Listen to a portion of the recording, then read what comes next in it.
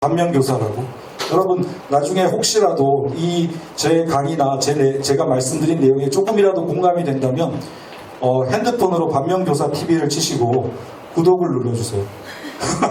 구독을 눌러주시면 큰 힘이 돼요. 왜냐하면 제가 하려고 하는 정의의 가치를 알리고 싶은데 아직까지 저는 467명을 가지고 있어요. 제가 홍보를 하나도 안 했고 저희 학교에서도 학생들한테 이거 눌러야 돼 이런 얘기 안 했어요. 근데 왜 그렇게 됐냐면 학생들이 그냥 제가 동아리 활동하는 것도 있지만 강의하는 것도 있고 다양한 어떤 학생들과 체험활동, 최근에 제가 세계시민교육 선도교사로 활동하면서 아이들과 유네스코 총회도 하고 그다음에 카브라로 여러 가지 건물도 만들어보고 그다음에 저기 외부에 가가지고 세계 악기도 배워보고 막 이런 활동들을 하거든요. 근데 그런 활동을 하는 이유가 여러분들의 잠재 가능성을 저는 다양한 부분들을 자극해서 어떤 가능성인지 잘 모르겠어요. 근데 그 가능성 중에 하나를 붙잡기를 바라는 거예요. 어떤 가능성이든. 그래서 그런 활동들을 한다는 걸 알려드리고 나중에 구독자 눌러주시면 제가 보고 거기 이름이 나오니까 제가 여기 학교에 전화드려가지고 선물 보내드린다고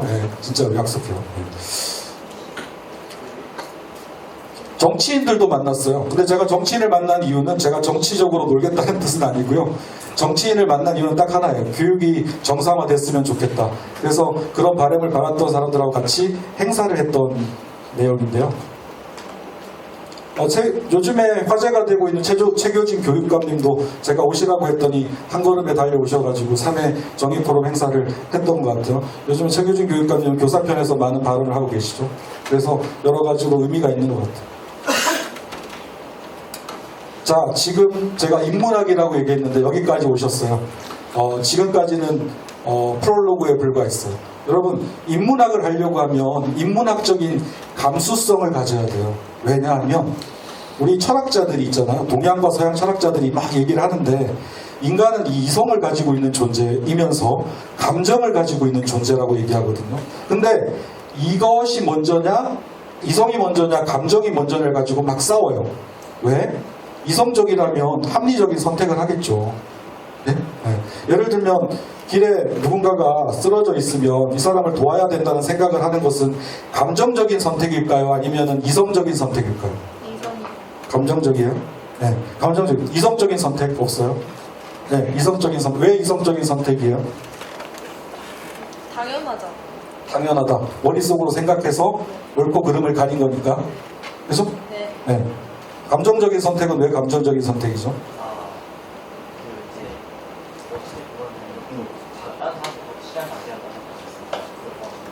시간을 낭비한다고 생각할 수 있는데 그걸 극복하고 감정적으로 동해서 둘 다 맞는 얘기예요. 근데 제가 만약에 흉이라면 데이비드 흉 영국의 철학자라면 이 감정이 동해서 동기가 생겨서 의지가 나와서 도와준 것이고요. 제가 만약에 칸트라면 이것은 합리적으로 생각했을 때 이 이성적인 명령에 따라서 내가 도와준 거예요. 여러분들은 칸트가 될 수도 있고 흉이 될 수도 있는 거죠. 근데 왜 우리가 감정을 얘기하냐 하면 이 감정을 통해 가지고 인간들은 많은 것들을 할 수 있다라는 거예요. 심지어 스피노자라는 철학자는 이성주의자거든요. 근데 감정에 대해서 얘기한 것 중에 하나가 꼭 필요하다 그랬어요. 욕구. 인간이 뭔가 하고 싶다, desire. 뭔가 하고 싶다는 것 때문에 뭘 하죠? 동기가 생겨서 뭔가를 하는 거예요. 여러분한테 만약에 제가 여러분 시험 이번에 전 점수에서 10점씩만 윤리상 점수 올리면 제가 여러분들한테 100만 원씩 쏠게요.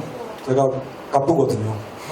뭐 이러면 여러분들이 엄청 동기부여가 됐어요. 일단 이거를 받을 수 있다는 확실한 게 있잖아. 그러면은 공부를 엄청나게 하게 돼요. 칭찬과 동기부여 그리고 목표의식은 인간을 움직이는 의욕이에요. 이 의욕은 스피노자가 꼭 필요한 감정이다. 감정을 싫어했던 철학자인데 감정에서 의욕은 필요하다고 얘기했거든요. 여러분들 지금 강의를 듣고 있지만 저는 여러분들 한 사람 한 사람이 강의를 듣는 입장이 아니라 강의를 하는 입장에서 저를 바라봐 주기를 바래요. 그리고 여러분들이 갑자기 손을 들고 언제든지 무대로 나와서 저와 같이 1대1로 맞짱 뜨는 거 말고 대화를 나누기를 바래요. 그래서 그렇게 할 수만 있다면 저는 공교육이 아직은 희망이 있다 이런 생각을 해보고 있죠. 자, 맹자가 이렇게 얘기했어요. 인간일 수밖에 없는 한 가지 이유는 이런 감정이 있기 때문이다. 측은지식. 측은지심은 아까 얘기했듯이 길에 피를 질질 흘리고 쓰러져 있는 사람이 있으면, 서현역에서 누가 칼을 맞고 있으면, 이태원에서 참사로 압살을 당해가지고 쓰러져 있으면 달려가서 그죠? 인공호흡을 하든 뭔가를 하려고 심장을 살려내기 위해서 뭔가를 하는 그 모든 것들이 다 뭐죠? 측은지심이라는 감정이 동해서 생기는 건데, 이것이 없는 인간은 인간이 아니다라고 얘기했다는 거예요. 여러분들은 측은지심 있으세요? 네. 불쌍한 사람을 보면 휴미 얘기했던 공감, 내가 느끼는, 내가 당한 것처럼 가슴이 아프세요? 네. 네, 그러면 진짜 훌륭한 학생이에요. 앞으로 인문학적 감수성으로 미래를 제가 한번 지켜보도록 할게요. 꿈이 뭐예요? 꿈이 없습니다. 예, 꿈은 곧 여러 번 고민하면서 생길 거예요. 예. 처음부터 꿈을 가진 사람은 없어요. 이화여대 최재천 교수는 대학교 가가지고 미국의 유명한 교수가 강의할 때 그 강의를 듣고 처음으로 그 생태학과 생명공학에 대한 관심을 가지게 됐어요. 그전에는 별로 관심이 없었어요. 네, 그냥 점수 맞춰서 대학 갔대요. 네, 여러분도 점수 맞춰서 대학 가면 안 돼요. 가서 바뀔 수 있어요. 여러분 인생에 여러 번 변화가 되거든요. 근데 우리는 많은 부분에서 대학 가는 곳에서 많이 결정이 된다고 생각하죠. 여러분 만약에 지금 인문학적으로 저기 나와 있는 철학자는 장자크 루소인데, 루소는 만약에 이 국가라는 것이 주권으로, 우리 한 사람 한 사람의 주권이 모아져서 국가의 권력이 형성된 거예요. 만약에 우리가 발을 빼면 국가의 권력은 없는 거예요. 우리의 권력을 나눠줘서 국가가 생긴 거예요. 국가는 거대하죠. 하지만 우리가 발을 빼면 국가는 아무것도 아니에요. 왜? 우리의 권력을 나눠줬기 때문에. 그리고 그렇게 얘기했어요. 이 전체 의사, 우리 한 사람이 한 사람이 가지고 있는 주권은 결코 이 국가라고 대표될 수가 없다는 거. 그만큼 우리 개인이 갖고 있는 주권이 대단히 중요하다는 거. 여러분들 자체가 국회의원들 이렇게 얘기하죠. 우리는 권력기관이다. 법을 만드는 권력기관이 한 사람 한 사람이 권력기관인 것처럼, 여러분 한 사람 한 사람이 바로 권력을 가지고 있는 주권자인 거죠. 이게 주권자라는 의식을 여러분 알고 계시다시피 사회계약론자들이 얘기했어요. 사회계약론자들은 철학에서 우리가 왜 중요한가, 이 개인이 왜 어떤 의미가 있는가. 여러분들이 우리 국가가 싫으면 망명 가면 되고 다른 나라로 이민 가면 돼요. 솔직히. 그러면 이 국가에 있는 모든 주권자들이 다 떠나면 이 나라가 유지될까요? 아니요. 없어요. 학교에서 학생들이 있어서 우리가 가르치고 있잖아요. 학생들이 학교를 다 떠나면 제가 여기 설 수 있을까요? 아니요. 없어요. 여러분들은 당연히 주체예요. 근데 교사와 학부모도 주체예요. 왜냐하면 교육을 함께 협력해서 이루어가기 때문이죠. 여러분들이 혼자서 공부하고 있다고 생각하신다면 오산이에요. 여러분들을 도와주는 많은 사람들이 지금도 옆에서 도와주고 있어요. 그죠? 선생님들, 지금 계신 선생님들이 바로 그런 분들이라고 생각이 드네요. 네. 여러분, 몽테스키에는 사회계약론자예요. 권력이 너무 세지면 안 되니까 권력을 분리시켜가지고 삼권 분립을 얘기했어요. 권력을 세 개로 나눠가지고 서로 견제하게 해야 된다. 여러분, 권력이 너무 세지면 어떻게 됩니까? 독재가 되죠, 독재. 우리 독재 시대는 과거에 군사 쿠데타나 그 이후에도 많이 경험을 해봤죠. 근데 실제로 독재는 다양하게 이루어져요.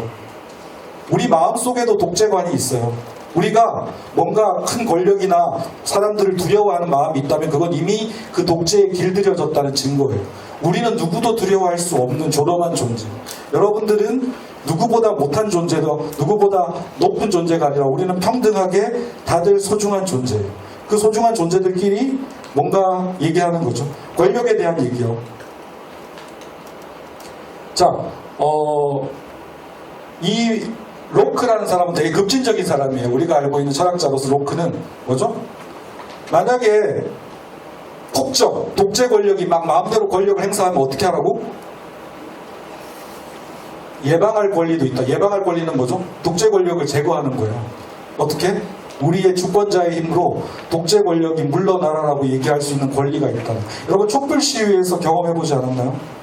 촛불 시위에서 권력이 탄핵되는 걸 보지 않았나요? 네. 권력이 지나치고 과잉이면, 권력이 썩으면 권력을 물러나게 할 수 있는 힘이 어디에 있다고요? 우리 내부에 있다고.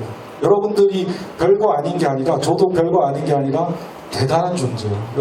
여기 있는 분들은 인문학적으로 보면 우주와 같은 존재죠. 우주와 같은 존재가 어떤 건지 알죠?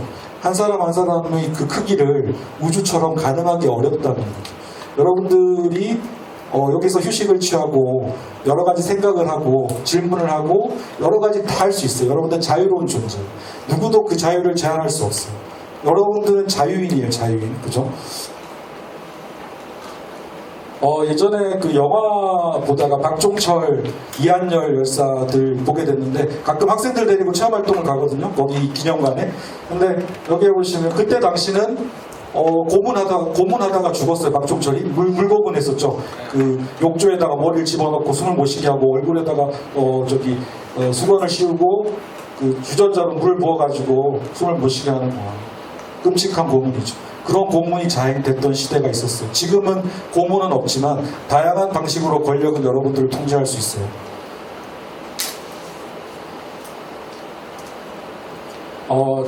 토마스 페인이라는 사람은 사실 기본소득을 처음 얘기했던 사람이긴 한데 인권에 대해서 책을 썼었고요. 여러분 나중에 여러분이 일을 못하게 되고 AI가 세상을 지배하게 되면 어떻게 해야 되죠? 나중에 여러분들 일자리가 없어.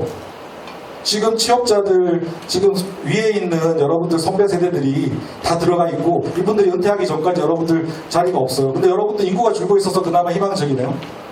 경쟁자가 좀 적어지나? 이렇게 세상이 돌아가면 여러분들 나중에 이것도 문제지만 인구 문제도 문제지만 AI가 발전해가지고 AI가 여러분들의 직장을 모두 대체하게 되면 교사도 AI가 쓰면 되는 거 아니에요? 여러분 택배 배달기사들 라이더들도 AI가 가면 되죠. 그렇게 되면 어떻게 될까요? 이 직장이 없어져. 일부 직장을 빼고 그러니까 프로그래밍 하는 직장 빼고 없어. 그러면 여러분들은 뭘 어떻게 먹고 살죠? 인간은 어떤 시대에도 존엄한 존재예요. 인간은 그런 AI를 만든 존재예요. 그럼 우리가 굶어 죽어야 되나? AI가 이제 모든 걸 다 하니까? 그거 아니잖아. 우리도 뭔가의 국가로부터 또는 우리 시민으로부터 우리 스스로가 보호를 받아야 되니까 이런 것들을 제공받을 수 있는 권리가 있다는 걸 얘기하려고 페인에 대해서 얘기했고요. 여러분 저기 혹시 이분이 누군지 아세요? 소크라테스.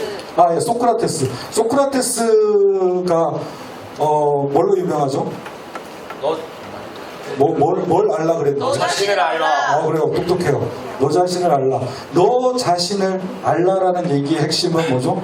네가 아는지 모르는지를 명확하게 구분해서 알면 안다고 하고 모르면 모른다고 해야 되는데 소피스트들이 모르면서 아는 척 했다는 거야. 그리고 소피스트는 지금으로 치면 법관들이에요. 법률가들, 검사, 판사 이런 사람들이죠. 이런 사람들이 어떻게 했어? 돈을 받으면 변호사 역할이 뭐예요? 변호사는 변호인이죠. 그래서 의뢰인이 돈을 주면 이 사람을 변호할 거 아니야. 이 사람이 죄가 있어도 그죠? 변호하죠. 근데 돈을 많이 받으면 이 사람이 살인자라고 하더라도 돈만 많이 받으면 이 사람을 무죄로 만들어주는 거짓말장이라는 거예요. 이런 변호인들, 이런 변호사가, 이런 법률가가 우리 세상에 많이 있다면 여러분 어떤 세상을 살 것 같아요? 사기꾼의 세상을 사는 거지. 여러분 제가 얼마 전에 그 인터넷으로 고프로를 샀다가 사기를 당했어요. 싫어. 제가 고프로를 사가지고 저는 인간을 믿고 돈을 보내주고 그쪽에서는 운송장 찍어서 보내줬는데 운송장 번호도 위조됐어요. 보낸다고 안 보냈어. 직접 만나서 해야 되는데 제가 순진했던 거지.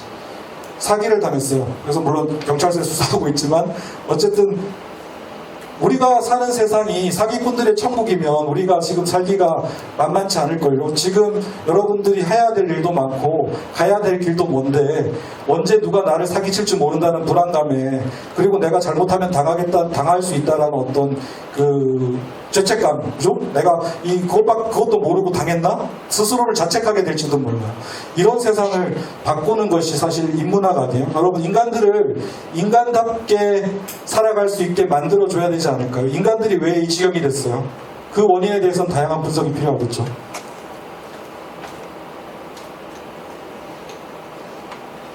여러분 아리스토텔레스 얘기가 제가 윤리를 한다고 해서 인문학적인 소양을 위해서 철학자들을 좀 생각을 해봤어요. 그랬는데 아리스토텔레스가 정의라는 것을 이렇게 얘기했어요. 세 가지 정의를 얘기했어요.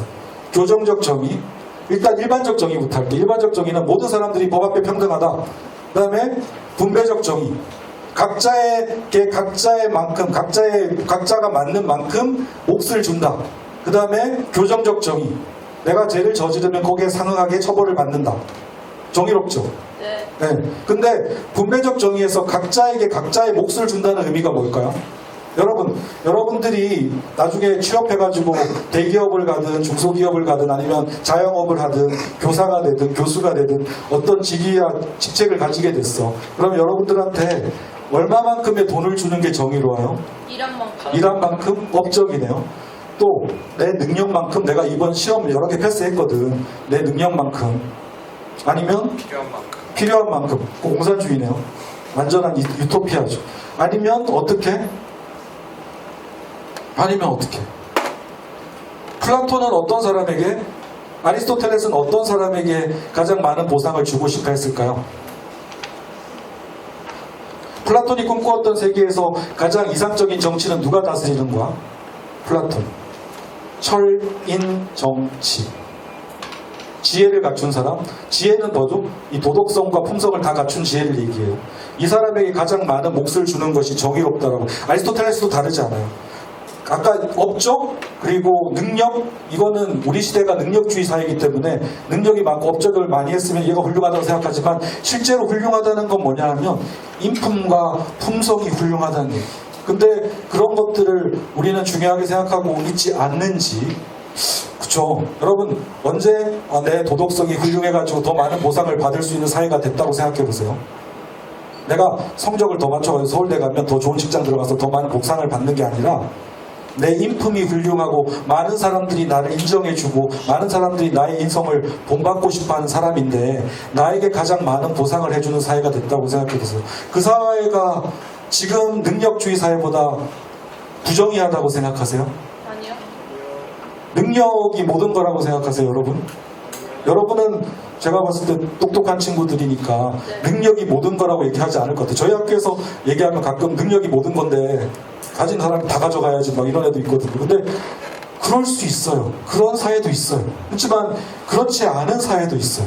여러분들은 어떤 사회를 살고 싶으신가요? 인문학적으로 얘기하자면 우리가 정의롭다고 얘기하는 개념도 시대와 장소에 따라서 달라지지만 보편성을 추구하긴 하지만 우리가 정의롭다고 하는 개념 속에는 지금 우리의 현실이 부정의하기 때문에 더 정의로움을 추구하는 거 아닌가? 그죠? 예전에 마이클 샌델이 왔을 때 우리나라 사람들이 200만 부 책을 팔아주고 거기에서 막 열광했던 마이클 샌델 교수를 보고 열광했던 사람들을 생각해보세요. 그 사람들이 과연 그것을 하나의 상품으로 바라보고 있지 않나? 여러분, 정의라는 것은 상품이 아니라 우리의 삶 자체예요. 여러분들이 지금 누려야 될 정의를 빼앗기고 있지 않나요? 빼앗긴다는 생각 안 해봤어? 예전에 그 인천국제공항 사태 때 비정규직을 정규직 시켰더니 대학생 거기 입사하려고 준비했던 대학생들이 이거는 불공정하다 이렇게 얘기했거든요. 왜 나도 그럼 비정규직으로 있다가 정규직 시켜달라. 여러분 정의라는 게 어떤 거죠? 똑같이 해주는 게 정의인가요? 아니요. 그거는 정의가 아닌 것 같아. 똑같이 해주는 것은 정의에 있어서의 개념에서 공산주의, 사회주의 개념은 될 수 있겠네요. 모든 사람이 똑같이 해주는 거. 여러분 혹시 있잖아요. 제가 여러분하고 같이 야구 경기장에 가서 야구를 본다고 생각해 보세요. 멀리 야구 경기를 보는데 저보다 키가 작은 친구가 있어. 얘한테 나하고 똑같이 해줘. 그럼 어떻게 되죠? 똑같은 높이의 단을 만들어서 올라가는 거예요. 그럼 키 차이는 여전히 벌어져 있죠. 저는 잘 보이고요. 시야가 탁 트였네. 얘는 약간 걸쳐 있어가지고 보일 듯 말 듯. 이거는 평등이에요. 그러면 뭐죠? 평등이 아닌 건 뭐죠? 만약에 제가 좀 더 높은 의자를 나보다 키가 작은 친구한테 권해서 얘가 좀 더 커져서 시야를 확보하고 저도 그냥 그 적당한 크기의 신발을 이용해서 적당한 시야를 확보하면 둘 다 공평하게 잘 볼 수 있는데 이거는 뭐죠? 평등이 아니라 공정이죠. 공정. 여러분은 공정이 좋으세요? 평등이 좋으세요? 공정이 좋으세요? 완전 인문학적인데 답을 얘기하는 게 아니라 여러분들이 원하는 세상은, 여러분들이 꿈꾸는 부분은 어떤 건가, 이런 걸 한번 생각해 보는 거죠. 네.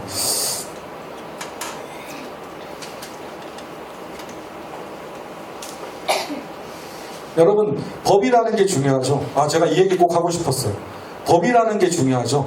여러분 법을 지키는 거 중요하죠. 아리스토텔레스 저기 소크라테스도 법은 중요하다고 얘기했어요. 근데 악법도 법이라고 얘기한 적은 없어요. 그건 일본 학자가 그 두 가지 책을 놓고 한 책만 보고 번역을 잘못했던 오류예요. 악법도 법이라고 얘기한 적이 없고 그 당시에 소크라테스는 아테네의 법을 사랑했어요. 근데 아테네의 법을 사랑했던 소크라테스가 왜 죽었어요? 네, 왜 죽었어? 알아? 소크라테스? 네, 왜 죽었던 것 같아요?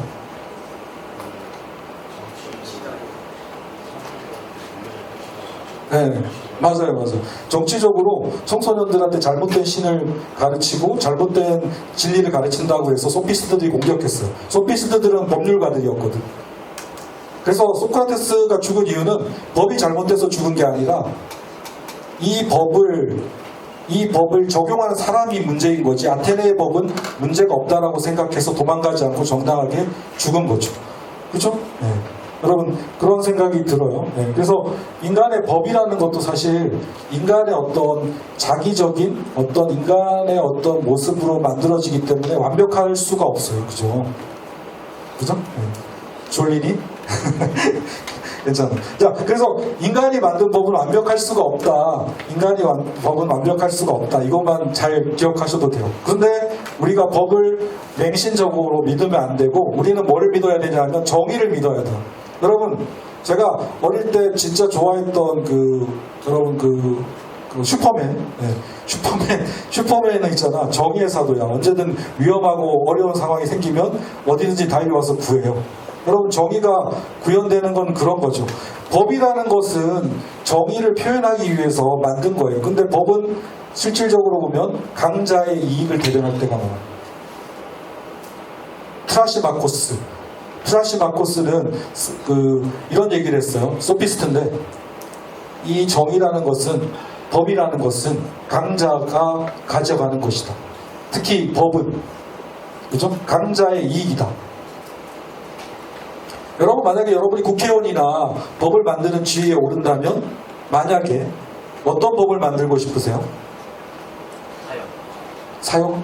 네, 너무 세상이 악랄한 놈들이 많아서 빨리 보내고 싶어. 네, 사형제도. 사형제도에 대한 논란이 많은 건 알죠? 네, 그죠? 네, 그건 윤리적인 논쟁이 되게 심한 부분이에요. 사형제도를 만들고 싶어. 또 어떤 법을 만들고 싶으세요? 피해자를 위한 법. 착하네. 아까부터 내가 계속 지켜보고 있는데 훌륭한 학생이에요. 인품이 있어. 그죠? 나중에 학교에 한번 놀러 오면 내가 진짜 맛있는 거 사줄게요. 진짜 인품이 있어. 네. 그래서 제가 봤을 때 이 법이라는 것은 인간이 만든 거기 때문에 한계가 많은데 그 법을 여러분들이 만들 수 있다고 생각하면 여러분들이 진짜 양심을 걸고 다른 사람들 모두를 위한 법을 만들어야 되는데 내 이익을 위해서 법을 만들어 놓고 겉으로는 뭐죠? 모두를 위한 법이라고 선전할 수 있다는 거. 그게 법이라는 거. 그래서 법을 정의보다 앞장세워서는 안 돼요. 법을 지키지 말라는 얘기한 거 아니에요. 법을 지키지 말라고 얘기한 게 아니라 법을 정의보다 앞장세워서는 안 돼요. 여러분 마음속의 양심에 의해서 움직이는 정의의 법이 이 세상의 모든 법보다 우선이라고. 여러분 마음속에 이게 옳고 그름을 판단하는 정의의 법이 있다고. 영원법이 있다고. 토마스 아퀴나스나 아우구스티누스 얘기 안 해도 그런 법이 있다는 거예요. 네, 그렇죠.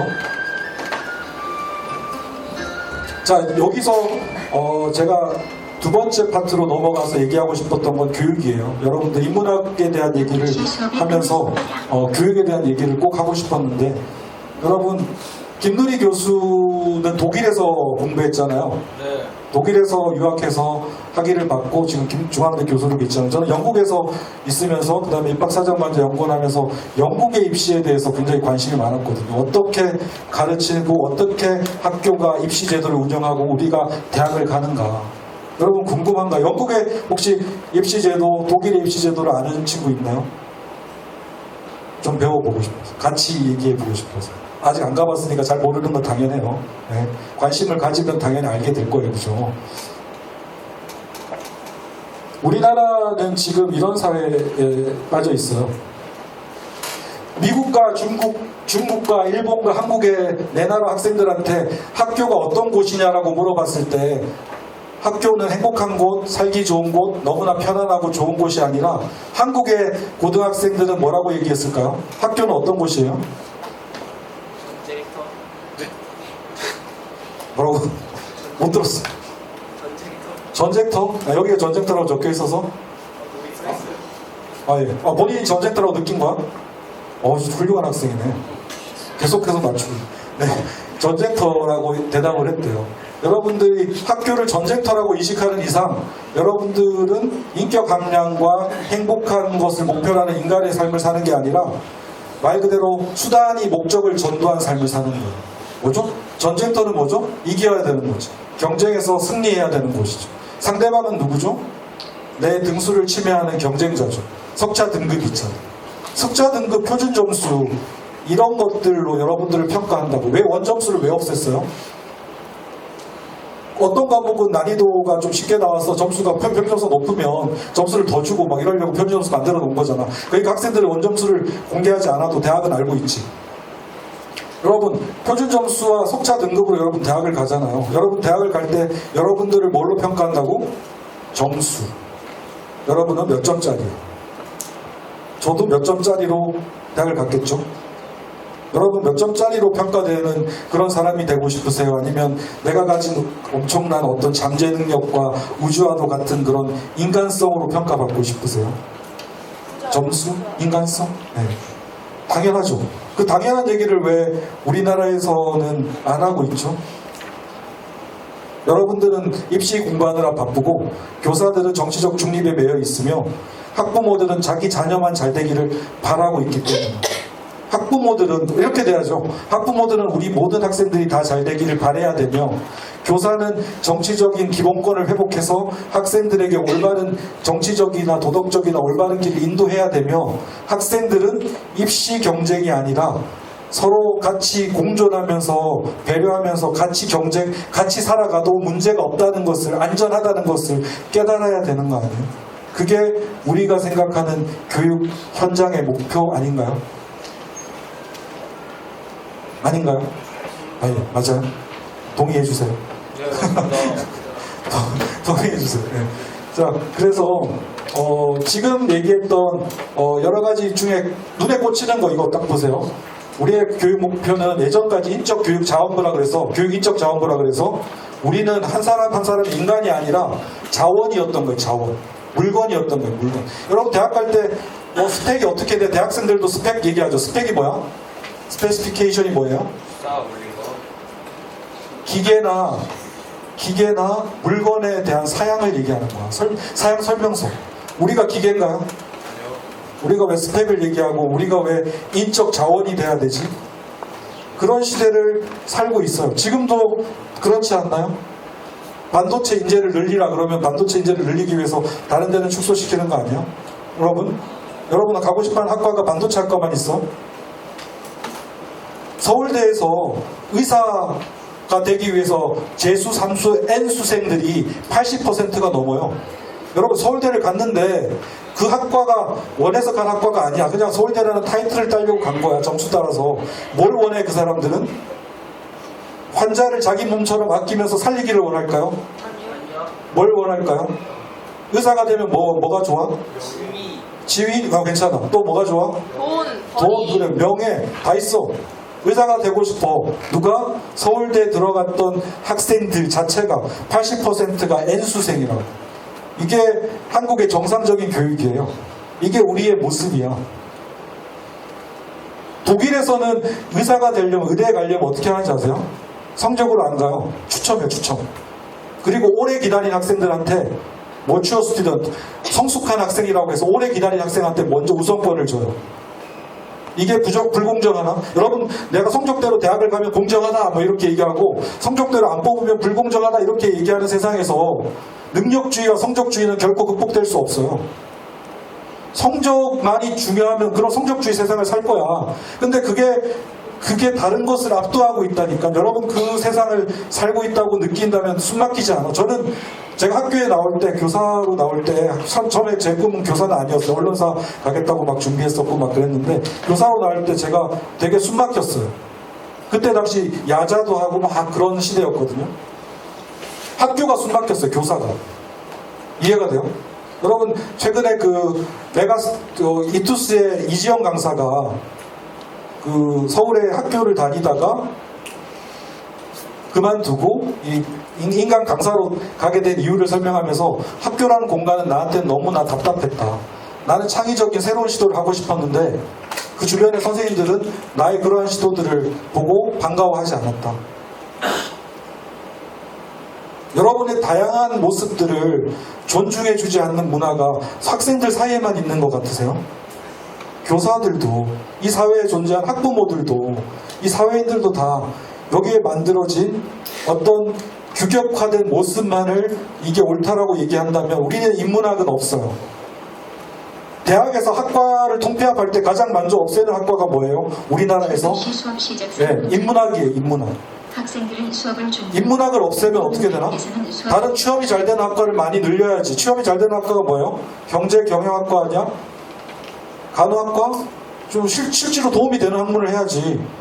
우리의 인문학은 아무짝에도 쓸모없는 쓰레기통에나 보내야 되는 그런 것이 돼버렸어. 여러분, 인문학이 아무짝에도 쓸모없어요. 여러분들을 가장 살찌게 하고 가장 기본적인 인간으로서 생각하게 해주는 인문학이 우리 사회에서는 가장 밑에 처지되는, 그냥 버려지는 그런 학문이 된 거야. 이런 사회에서 제가 여기 와가지고 인문학 강의를 한다고 했고 선생님들께서 인문학 강의를 부탁하셨을 때 저는 놀라웠어요. 인문학 강의보다 진로 진학 강의가 더 좋을 텐데.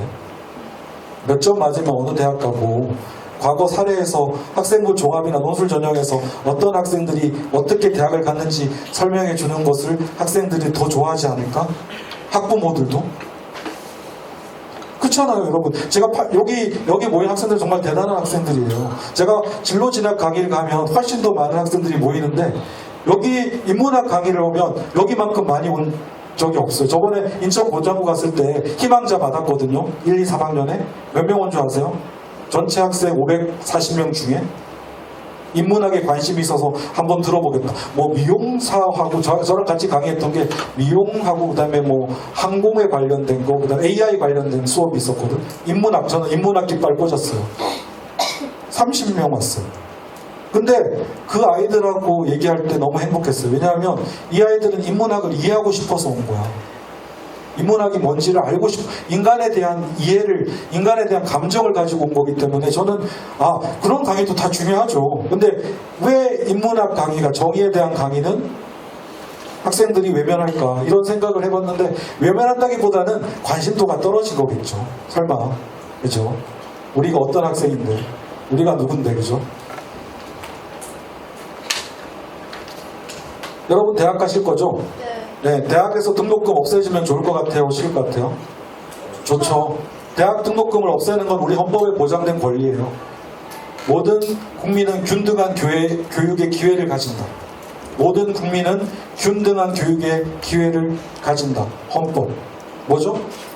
가난하거나 못 살거나 아니면 지위가 높거나 낮거나 모두가 균등한 교육의 기회를 가지려면 어떻게 해야 돼? 가난해서 대학을 못 가는 학생은 없어야죠. 균등한 교육의 기회를 헌법이 보장한다고 했는데, 그래서 헌법이 보장하고 있는 이 권리를 우리가 못 누리고 있다면 요구해야 되는 거죠. 저는 여러분들이 대학생 되면 같이 등록금 투쟁하자, 이렇게 얘기하고 싶어요. 이상한가? 과격한가요? 네.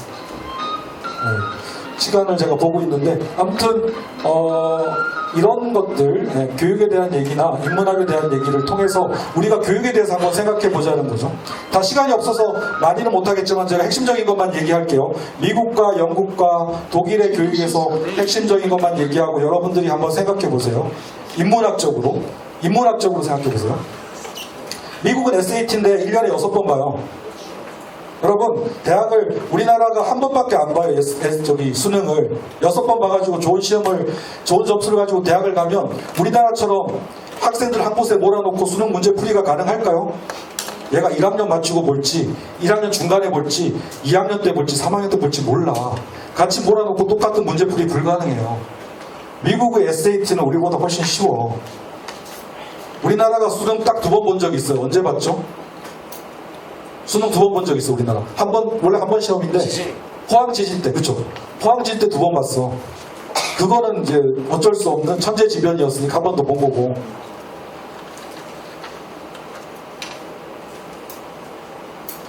제가 영국에 있었다 그랬죠. 이 얘기 해줄게요. 영국에 있을 때 제가 홈스테이 했던 집에 맨디라는 아이가 있었는데, 맨디는 중학교 3학년이었어요. 걔가 듣는 과목은 이런 거야. 우리나라의 국영수 이렇게 무조건 들어야 되는 필수 과목이 없고, 그냥 자기가 좋아하는 과목을 4개 선택하는 거였어요. 아, 듣고 있나요? 네.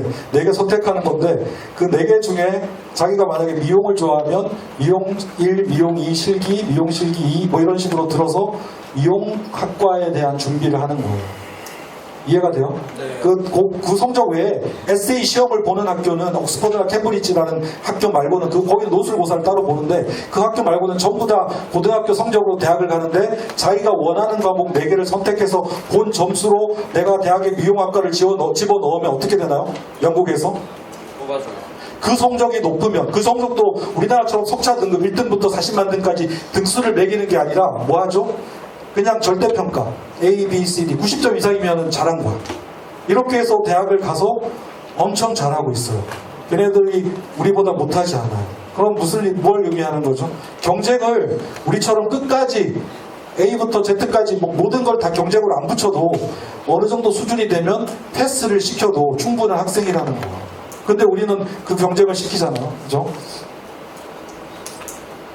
그래서 대학에서 뽑을 때 그 프레퍼런스 서브젝트가 있어요. 그러니까 선호 과목. 예를 들어서 수학과에서 뽑을 때는 무슨 과목을 볼까요? 수학. 그래서 물리학과에서 볼 때는 당연히 수학도 보고 물리, 화학 이런 과목을 봐요. 이렇게 다양한 과목들을 다 봐서 반영하는 것이 바로 영국의 시험이다라고 보시죠. 지금 여러분들이 경험을 안 해가지고 딴 나라 얘기하나 이런 생각을 할 수도 있는데, 중요한 것은 뭐죠? 우리나라의 교육같이 운영하는 나라들이 많지 않다는 거예요. 전 세계에서 절대평가를 하지 않고 상대평가를 하는 나라는 우리나라하고 일본밖에 없어요. 근데 일본도 지금 센터 시험으로 바뀌어가지고 거의 지금 주관식 서술형으로 바뀌고 있어요. 일본부터 5번까지 잘 찍어가지고 대학을 가는 그런 확률 게임은 안 한다고요. 우리나라의 자유학년제가 중학교에 있는데, 이거는 영국의 옆에 있는 아일랜드라는 나라에서 전환학년제라고 해서 고등학교 2학년 때 1년간 쉬면서 뭐 하는 거지? 내가 전공에 어떤 것이 좋은지에 대해서 탐색하는 시간 1년을 갖는 거, 고2 과정에서 갖는 거예요. 우리나라의 고등학생들에서 전환학년제, 자유학기제를 가져야지 그 전공에 대해서 깊이 있게 고민하죠. 중학생들은 아직 잘 몰라. 근데 중학생 때 자유학년제를 왜 갖다 놨어? 고등학교 때는 공부만 하라는 거야. 중학교 때 전공에 대해서 고민하라는데 아직까지 전공을 잘 모른다니까, 아이들이 어려서. 적합하지 않아. 지금 저희 아이도 지금 중학교 1학년이라 자유학기제 하고 있는데 놀아요. 좀 학부모들을 좀 아는 사람들은 학원 보내줘. 학원 보내는 시간 늘어났어. 저희 학교에 독일 유학을 준비한 학생이 있었어요. 왜냐하면 이 학생은 그 요르단이라는 나라에서 망명을 했거든. 저희 학교가 다문화가 많아요. 요르단에서 망명한 학생인데, 이 학생이 저한테 전화가 와가지고 독일에 간호학과를 가고 싶은데 어떻게 하는지 알려달래요. 제가 알잖아요. 독일의 학교. 얘는 우리나라에서 고등학교를 나왔지만 독일로 대학을 갈 거예요. 그럼 뭘 해야 돼? 여기서? 김나지움은 대학을 가는 과정이에요. 레알슐레는 이게 직업 과정이에요. 직업 과정. 주로 행정직 과정이고요. 하uptschul레가 직업 과정이에요. 그럼 만약에 독일에서 대학을 가려면 고등학교 때 하uptschule 과정을 맞춰야 되는데, 하uptschule 과정을 우리는 못 맞췄기 때문에 이 학생은 괴테하우스 가가지고 독일어 연수도 좀 받고, 언어를 잘해야지 간호사가 될 수 있으니까 언어 연수를 받고, 그 다음에 뭐죠? 간호조무사나 간호보조로 이렇게 근무한 경력이 있으면 그걸로 면접을 봐서, 인터뷰를 봐서 들어가야 되거든요. 독일에서는. 우리나라처럼 성적만으로 들어가는 거 아니에요. 그래서 이 하up트슐레에 대해서 얘기해 줬어요. 근데 하up트슐레 뭐 대학 편입, 외국 유학학원 이런 데서도 강남에 있는 학원 같은 데서도 알려주니까 이 학생이 독일 괴테 문화원을 다니기 시작하더라고요. 3학년 때. 그리고 나서 지금 간호사가 되기 위해서 아마 올해 끝나면 아마 간호사로 독일로 지원을 할 것 같아요. 네. 근데 여러분 제가 처음에 얘기했듯이 교사라는 직업은 있잖아. 진짜 다양한 학생들을 만나니까 인문학적으로 다양해야 돼요. 그죠? 저랑 만나는 학생이 요르단의 난민이 될 수도 있고 영국 유학생일 수도 있고 물론 그런 학생은 별로 없지만 뭐 다문화 학생일 수도 있고 그 모든 학생들을 다 통할할 수 있는 그런 학생들이기 때문에 우리는 그런 위치에 있는 거죠. 그래서 되게 다양하게 알아야 되죠. 제가 많이 연구하고 있어요. 여러분들 다양한 것들을 알기 위해서. 여러분 선생님들도 아마 계속해서 연구하고 계실걸요. 여러분들이 모르는 사이에. 직업교육은 하uptschul라고 얘기했죠. 지금 한 10분 정도 남은 것 같은데 제가 이 과정과 그 인문학적인 내용과 교육을 좀 연결시켜 보면서 얘기를 했는데 요 얘기까지 들어가면 아마 좋을 것 같아요. 독일은 정치 교육도 한다, 비판 교육을 한다는 얘기고요.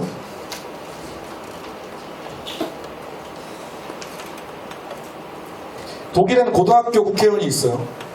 김누리 교수가 며칠 전에 저한테 전화를 오셔가지고 유 선생님 그러면서 지금 독일의 연방의회, 우리나라 국회예요.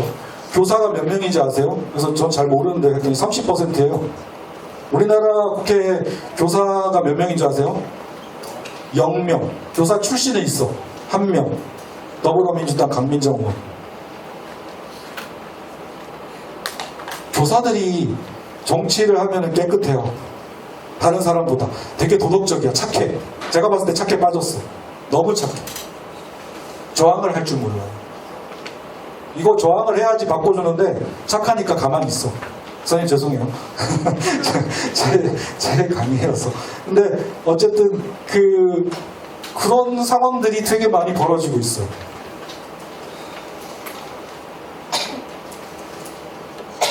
우리한테 필요한 인재는 어떤 인재인가에 대한 얘기고 고교학점제에서 제일 문제는 뭐죠? 고교학점제는 1학년 때 과목은 공통과목으로 해가지고 필수로 다 절대평가가 아니라 상대평가, 석자 등급을 다 낼 거야. 2학년, 3학년 때 과목은 뭐죠?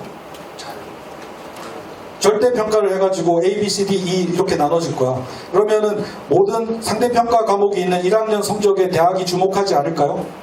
그렇죠. 석자가 나오고 점수가 나오니까. 그러면 어떻게 돼? 입시 경쟁은 언제부터다? 1학년부터. 아니죠. 1학년 때 시작하면 1년에 끝내야 되는데 늦죠. 중학교 때. 더 빨리는 언제? 초등학교 때. 지금 초등학교 때도 의대 준비반도 있어요. 의사 되려고. 네. 초등학교 때 뭘 준비한다고? 대학 입시를. 초등학교 때 미적분 푸는 학원 봤어요. 네. 여러분, 초등학교 때 미적분 푸는 거 어떻게 생각해? 지금 미적분 잘 푸시나요? 아니요. 어려워? 네. 네. 초등학생이 풀어. 좋죠? 훌륭한 학생. 자, 그래서 입시제도에 대한 얘기를 하다가 보니 이 마이크 샌델 얘기는 아마 지금 못할 것 같고요. 여러분 혹시 마지막으로 제가 IB 테스트 잠깐 얘기해주고 마무리하려고 하는데요. 우리나라의 그 건국 이념이 뭔지 아세요? 우리나라 건국 이념, 단군 신화에 나오는 건국 이념? 공익인간. 훌륭하세요. 네, 훌륭하세요. 홍익인간은 널리 인간을 복되게 한다는 거죠. 교육은 어때야 돼요? 모든 인간들을 행복하게 만들어줘야 돼요. 우리의 건국 이념이에요. 교육이 그런 이념을 실현하고 있느냐? 아니라고 봐요. 저는. 여기 많은 사람들이, 많은 학생들도 아니라고 생각할 것 같아요.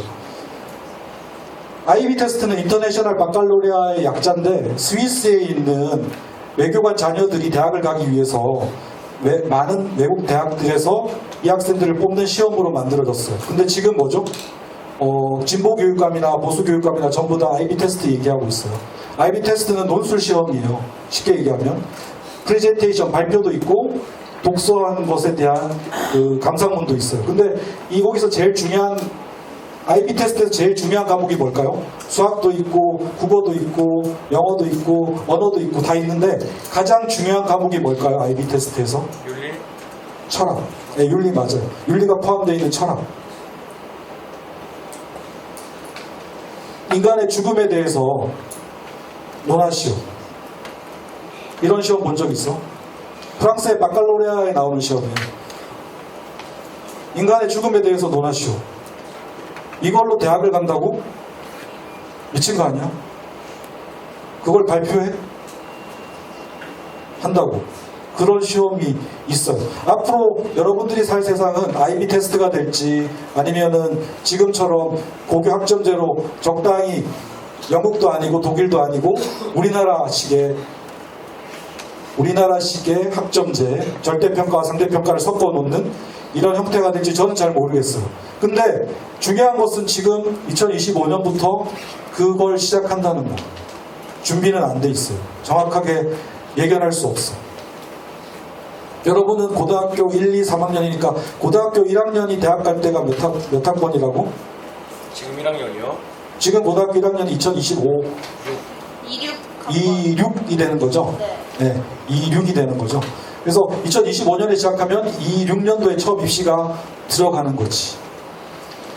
그러면 여러분들은 대학을 갈 때 어떻게 갈까요? 궁금한가요?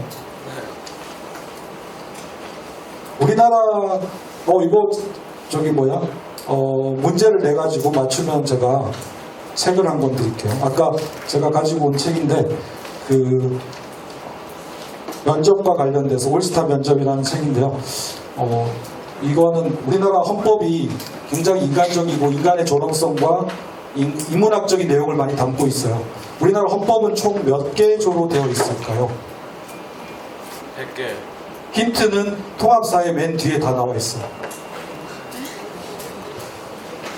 자, 비슷하게 맞추면 제가 제일 근접치를 줄게요. 64개. 몇 개? 128개? 정답은? 128개 나왔어요. 64개. 64개? 네. 46개. 46개? 네. 86개. 더 뒤에는? 86개. 더 없나요? 더. 130? 몇 개? 네, 먼저 얘기했네요. 정답 130개. 아깝다. 130개. 여기 좀 이따 가지고 가세요. 네. 제가 사인해서 드릴게요. 130개 조항. 그 130개 조항을 여러분들이 의미 있게 한번 봐주세요. 왜냐하면 거기에 나와 있는 내용은 인간의 헌법이라는 게 있죠. 가장 훌륭한 생각들을 넣어서 이 나라의 가장 상위법으로서 만들었기 때문에 굉장히 인문학적인 내용들이 들어있어요. 근데 실현은 안 되고 있는 거예요. 예? 이게 있는데 이게 실현이 안 되고 있는 부분이 되게 많다는 거예요. 그래서 여러분들이 혹시라도 그 헌법 조항을 보시고 그것들을 읽어보고 어떤 조항이 나한테 딱 마음에 꽂히는 게 있으면 그걸 가지고 한번 나중에 저한테 질문을 하거나 아니면 한번 만나서 그거에 대해서 한번 얘기를 해보면 좋을 것 같아요. 이 조항이 무엇을 얘기하는지. 네. 지금 시간이 지금 적당한가요? 네. 예. 그래서 마무리로 제가 여러분들한테 이제 다시 처음으로 돌아가서 얘기를 하고 싶은 부분은 뭐냐면 오늘 사실 그 더 많은 얘기들 교육 진로 진학에 관련된 얘기가 아니라 인문학에 대해서 아까 철학자들 한 사람당 1시간씩 얘기해도 사실 충분한데 그렇게 얘기 못한 것은 저의 한계이기도 하지만 여러분들과 할 수 있는 시간의 한계도 있고 두 번째는 제가 그 얘기를 깊이 있게 하면 여러분들이 아마 다 쓰러질 것 같은 느낌도 있고 그래서 최대한 어떻게 보면 시간의 유종의 미를 거두기 위해서 시간을 좀 조절을 했는데 나름은 지금 이런 느낌이에요. 여러분들하고 지금 이렇게 대화를 하는 느낌으로 지금 얘기를 했는데 아직까지 대한민국 특히 남양주 금곡고등학교 학생들은 미래가 있다. 뭔가 그냥 대충 사는 인간들은 아니다.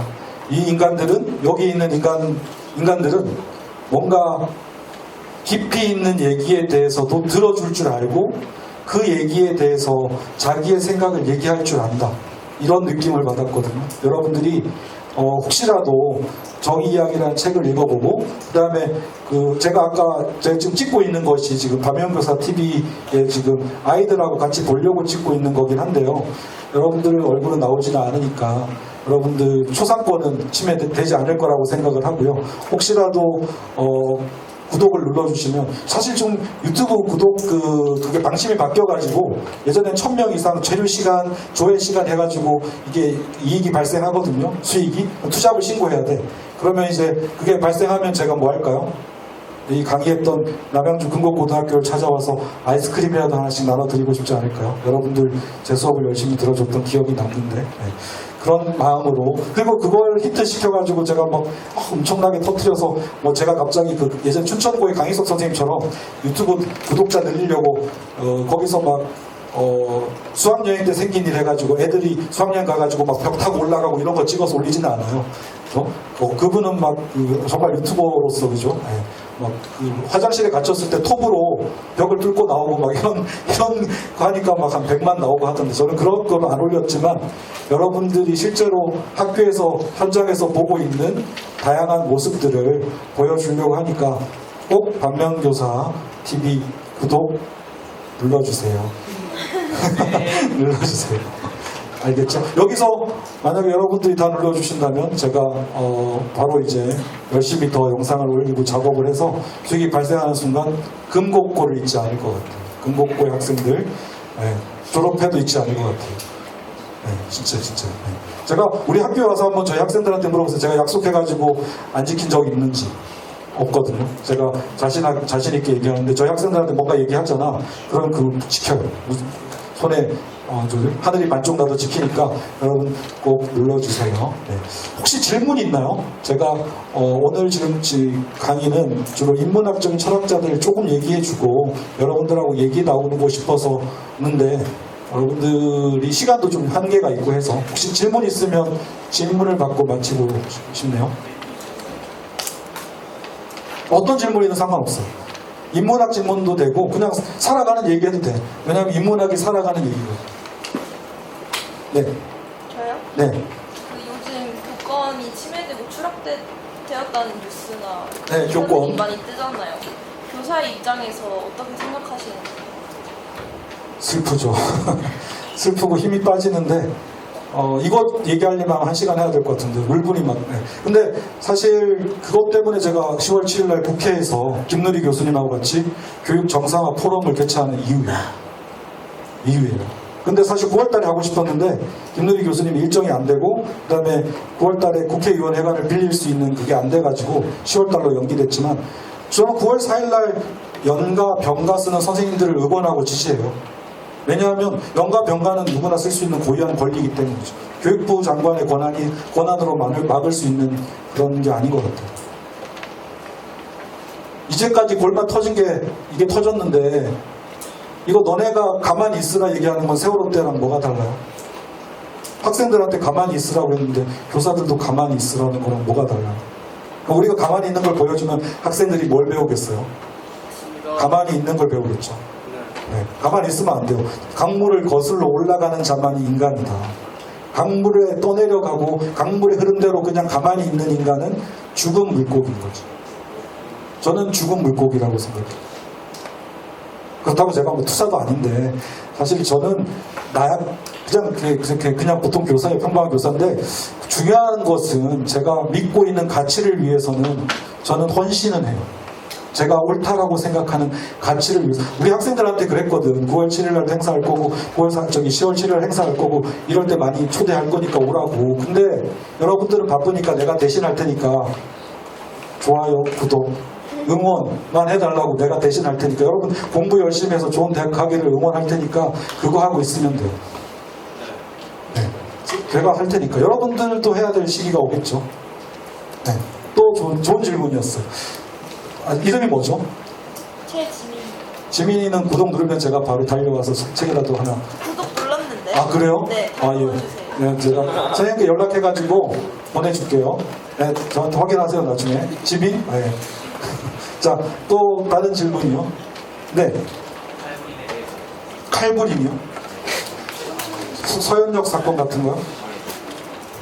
그 칼부림 사건을 보통 뭐 요즘에 그 범죄 심리학자들은 특히 뭐 정신의학적으로 봤을 때 문제가 있는 사람들이 많다. 그리고 이 사회적으로 소외되고 정신적으로 문제가 있는 사람들이 뭔가 울분이 쌓여가지고 사회적으로 폭발한 것이다.